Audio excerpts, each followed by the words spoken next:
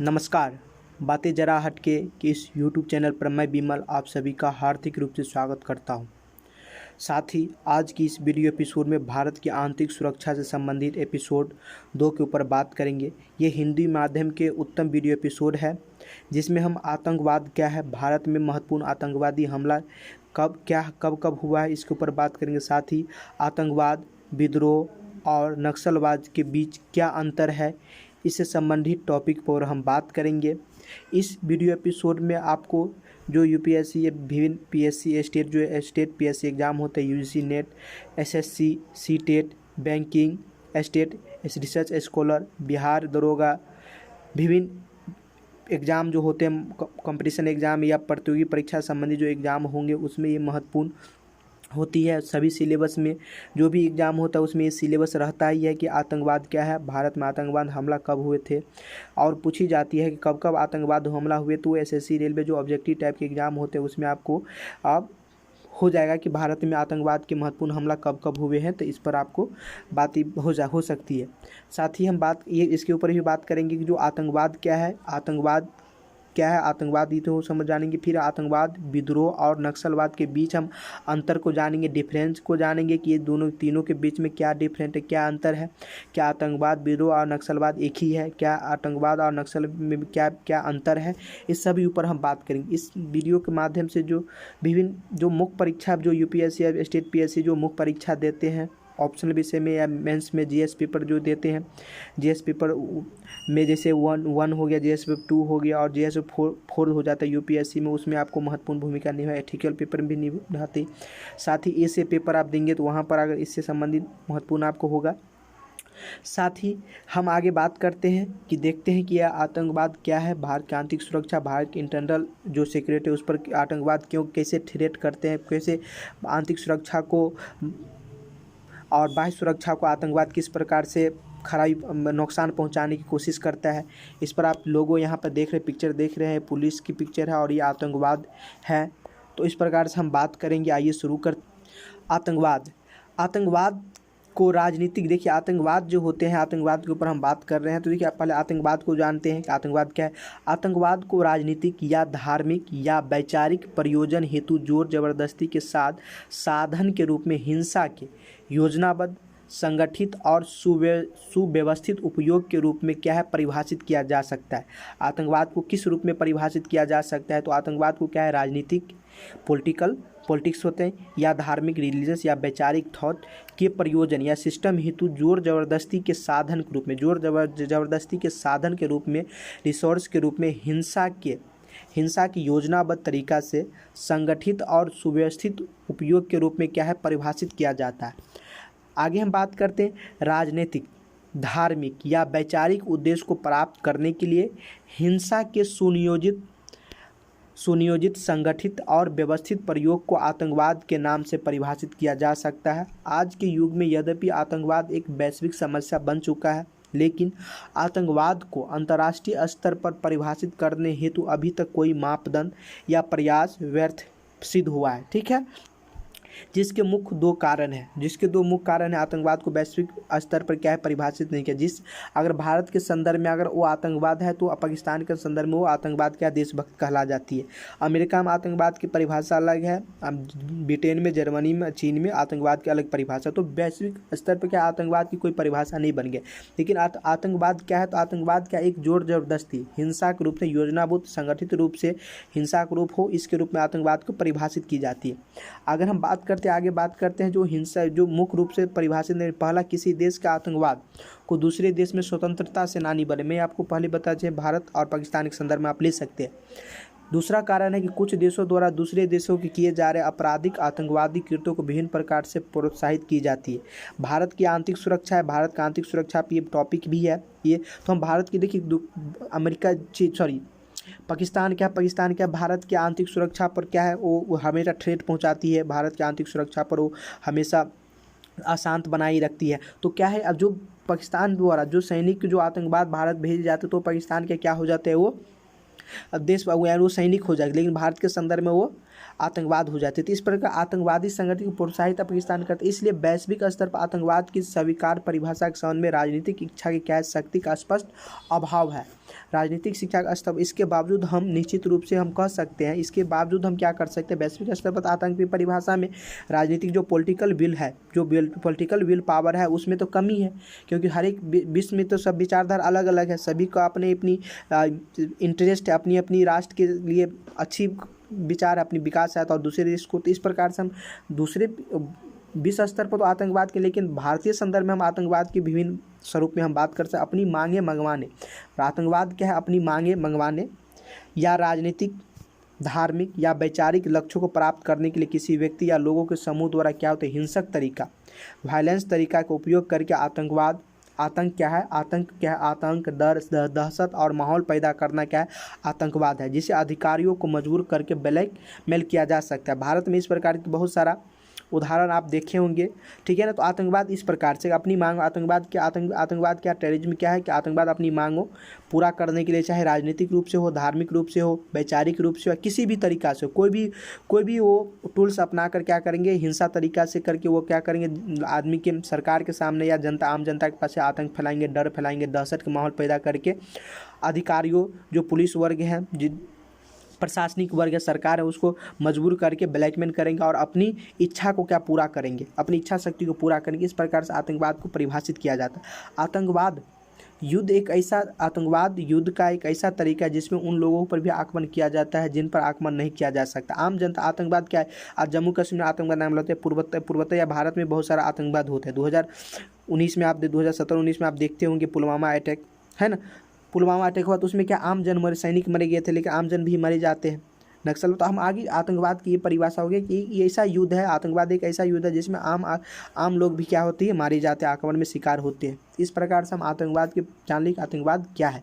आगे आइए हम बात करते हैं भारत में महत्वपूर्ण आतंकवादी हमले के ऊपर बात करते हैं। भारत में महत्वपूर्ण आतंकवादी हमले के ऊपर बात करते हैं। हम कह सकते हैं कि पिछले 2 दशक में ISS जो समर्थित ISS को चीन की, पाकिस्तान की ये है, जासूस एजेंसी है। समर्थित आतंकवाद जो पहले पंजाब और जम्मू कश्मीर तक सीमित था, वह भारत के अन्य क्षेत्रों में फैल गया है।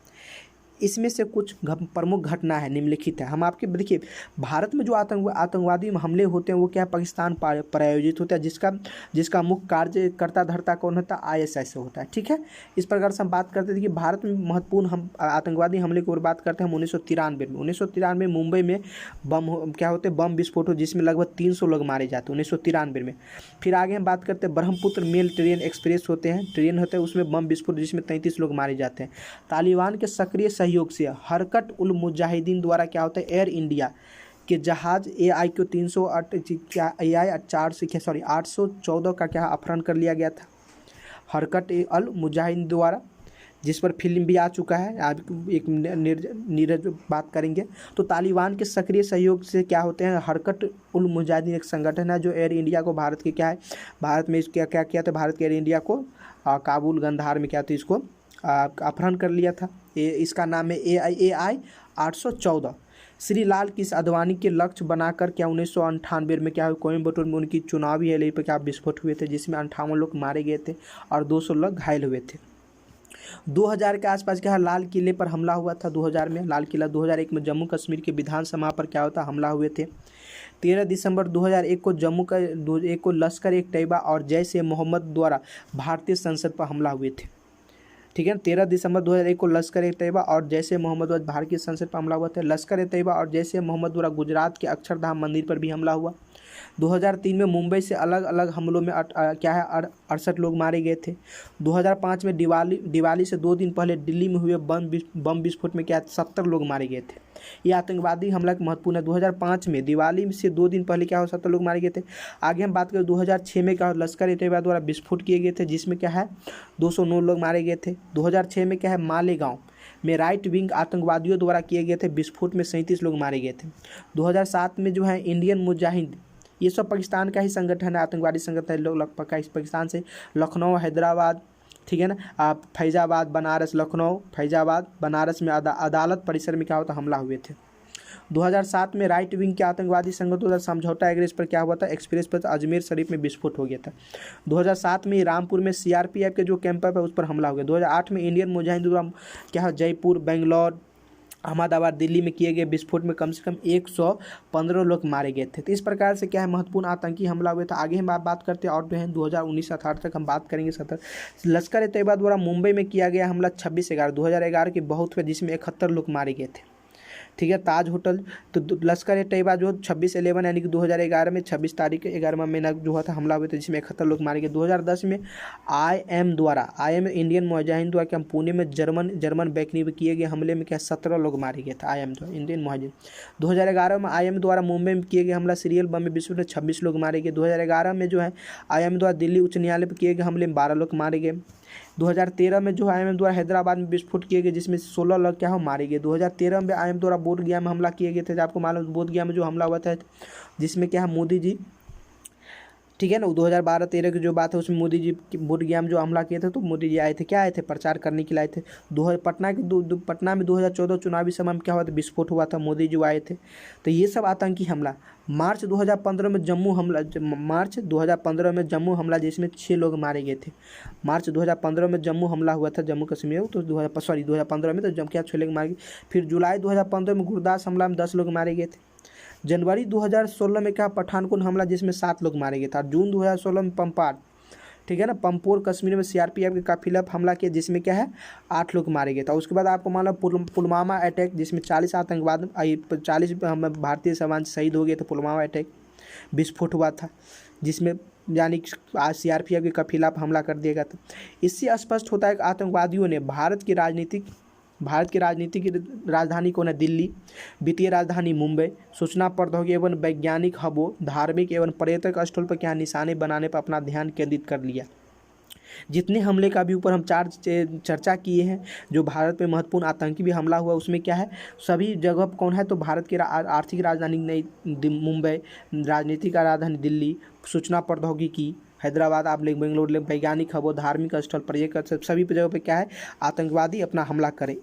भीतरी आतंकवाद को भी कई बार सीमा पार से पड़ोसी देशों द्वारा सहायता प्राप्त होती है। जब हम नक्सलवाद के ऊपर बात करेंगे, ठीक है ना, विद्रोह के ऊपर बात करेंगे, ठीक है ना, तो विद्रोह तो उसके ऊपर क्या होता है भीतरी आतंक, जो इंटरनल टेररिज्म होता है, उस पर क्या बाह्य पड़ोसी देशों द्वारा क्या होता है सहायता प्राप्त की जाती है, इसलिए इन्हें विदेशी आतंकवाद माना जा सकता है। 1971 की लड़ाई में हारने के बाद से भारत में खून खराबा करना पाकिस्तान की क्या नीति का एक भाग है, जिससे उसकी भारत के साथ परंपरागत युद्ध करने की अक्षमता जाहिर होती है। आतंकवादियों को पाकिस्तान में प्रशिक्षण और हथियार दिए जाते हैं और उसके बाद उन्हें नियंत्रण रेखा नेपाल के रास्ते क्या होता है भारत में घुसपैठ करा दी जाती है। तो इस प्रकार से हम बात कर लिए कि भारत में आतंकवाद की जो महत्वपूर्ण आतंकवादी हमला उसके ऊपर बात कर लिए, आतंकवाद क्या है इसके ऊपर बात। आइए हम आगे बात करते हैं आतंकवाद और विद्रोह तथा नक्सलवाद में क्या अंतर है, इसके ऊपर बात करते हैं। आतंकवाद, ठीक है, आतंकवाद, विद्रोह और नक्सलवाद में क्या अंतर है, इसके ऊपर बात करते हैं। देखिए आतंकवाद, विद्रोह और नक्सलवाद के बीच में अंतर क्या है, अंतर है। आतंकवाद जो है राजनीतिक, धार्मिक, वैचारिक उद्देश्य के लिए योजनाबद्ध, संगठित और व्यवस्थित तरीके से हिंसा का प्रयोग करना क्या है, आतंकवाद है। आतंकवाद की आगे से पूछे तो आतंकवाद क्या है, तो आतंकवाद राजनीतिक, धार्मिक या वैचारिक उद्देश्य के लिए योजनाबद्ध, संगठित, ऑर्गेनाइज और व्यवस्थित सिस्टम तरीके से हिंसा करे और उसमें प्रयोग सफल हो जाए तो वही आतंकवाद है। ठीक है ना, यह एक सामान्य शब्द है और आतंकवाद की परिभाषा के अनुसार विद्रोह, उग्रवाद एवं नक्सलवाद आतंकवाद के विभिन्न रूप हैं। आतंकवाद के हम परिभाषा के अनुसार हम कह सकते हैं कि विद्रोह, उग्रवाद एवं नक्सलवाद आतंकवाद के क्या है, एक विभिन्न रूप है। ठीक है ना, आगे हम बात करते हैं विद्रोह के ऊपर बात करते थे। विद्रोह सरकार को अपदस्थ करने के लिए, सरकार को हटाने करने की दृष्टि से समाज के एक वर्ग द्वारा सशस्त्र संघर्ष और हिंसक कार्रवाई विद्रोह की परिभाषा में आता है। यहाँ पर महत्वपूर्ण कारक यह है कि विद्रोहियों को सदा ही जनता का समर्थन मिलता है। 50 के दशक में प्रारंभ में नागालैंड की समस्या को विद्रोह का एक उपयुक्त उदाहरण कहा जाता है। तो विद्रोह क्या है, विद्रोह है कि प्रेजेंट में जो सरकार है उसको अपदस्थ करने के लिए, उसको हटाने के लिए आम जनता का सहयोग हो और इस पर कार्रवाई हो। ठीक है ना, तो ये महत्वपूर्ण ये विद्रोह हो जाती है। जम्मू कश्मीर में विद्रोह देख सकते हैं, आम जनता भी समस्या होता है, वो तो उत्तर पूर्वी रूप में है। तो विद्रोह का समस्या आप समझ गए कि विद्रोह किस हो गया। तो इस प्रकार से क्या है आतंकवाद और विद्रोह के ऊपर समझ, आतंकवाद की योजनाबद्ध तरीका है। ठीक है ना, उसमें परिभाषा है राजनीतिक, धार्मिक सभी योजनाबद्ध संगठित रूप से है। और आतंकवाद के विभिन्न रूप में आप आ जाते हैं, उग्रवाद आता है, नक्सलवाद आ जाती है, आतंकवाद आ जाती है। लेकिन विद्रोह क्या है? विद्रोह क्या है? सरकार को अवसर, यानी कि जो सरकार है प्रेजेंट में जो उसको समाज के एक वर्ग द्वारा सशस्त्र विद्रोह, यानी कि हथियारबद्ध से रूप से, हथियार के रूप से विद्रोह करे। ये नागालैंड में है 50 के दशक में, नागालैंड के ऊपर ये बात आ जाती है। आगे हम नक्सलवाद के ऊपर बात करते हैं। नक्सलवाद के ऊपर हम एक विभिन्न अलग से वीडियो बनाएंगे। नक्सलवाद के इतिहास क्या, नक्सलवाद कब शुरू हुआ, नक्सलवाद आज पूरे यानी कि भारत का भी वर्तमान में 17 राज्य में किस प्रकार फैला है, 173 जिलों में किस प्रकार से आतंकवाद या नक्सलवाद है। नक्सलवाद में बिहार और पश्चिम बंगाल, झारखंड, तेलंगाना, आंध्र प्रदेश पर क्यों ये क्षेत्र ज़्यादा क्या बोलते हैं यानी कि प्रवाहित हुआ, इस पर हम बात करेंगे नक्सलवाद। लेकिन नक्सलवाद की यहाँ पर हम अंतर बात करते हैं, यानी कि आतंकवाद, विद्रोह और नक्सल। कम्युनिस्ट छापामारों का हिंसक गतिविधियों, जो कम्युनिस्ट होते हैं, साम्यवादी जो होते हैं, हिंसक गतिविधियों के माध्यम से राज्य को अस्थिर करना नक्सलवाद कहलाता है। भारत में नक्सलवाद अधिकतर माओवादी विचारधारा चीन की है विचारधारा पर आधार, जिसके माध्यम से वे लोगों की सरकार को स्थापित करने के लिए सरकार को अपशस्त करना चाहते हैं। तो इस प्रकार से क्या है, माओवादी क्या है, माओवादी विचार में ये कहता है कि जो आज़ादी है, स्वतंत्रता, जो बंदूक के यानी आप शासन आप करते तो बंदूक नोक पर आप शासन करेंगे, तो माओवादी विचार। तो इसमें क्या नक्सलवाद, विद्रोह और आप नक्सलवाद की आतंकवाद का आप अंतर समझ गए। तो आतंकवाद क्या है, योजनाबद्ध तरीका से, राजनीतिक रूप से, आर्थिक रूप से, धार्मिक रूप से योजनाबद्ध संगठित रूप से क्या है ये आतंकवाद है। विद्रोह क्या है, सरकार को अपशस्त करने के लिए उसमें आम जनता का क्या हो, भागीदारी हो, ठीक है ना, तो ये विद्रोह हो गया। लेकिन नक्सलवाद क्या है, नक्सलवाद साम्यवादी विचारधारा, माओवादी विचारधारा पर आधारित है, जो क्या है सरकार को अस्थिर करना, सरकार को अपशस्त करना और अपनी सरकार स्थापित करने के उद्देश्य से जो हिंसा किया जाते वो नक्सलवाद कहलाती है। अब हम बात करते हैं विद्रोह और नक्सलवाद आतंकवाद के विभिन्न रूप है, लेकिन विद्रोह जो है वो आतंकवाद और नक्सलवाद के रूप हो सकते, विभिन्न रूप हो सकता है, लेकिन आतंकवाद विद्रोह या नक्सलवाद का नहीं है। आतंकवाद को आप विद्रोह या नक्सलवाद नहीं कह सकते, लेकिन विद्रोह और नक्सलवाद को आप आतंकवाद कह सकते, टेररिज्म कह सकते हैं, ठीक है ना, क्योंकि उसी का रूप है, इसी के रूप में। तो आज की इस वीडियो एपिसोड में बस इतना ही।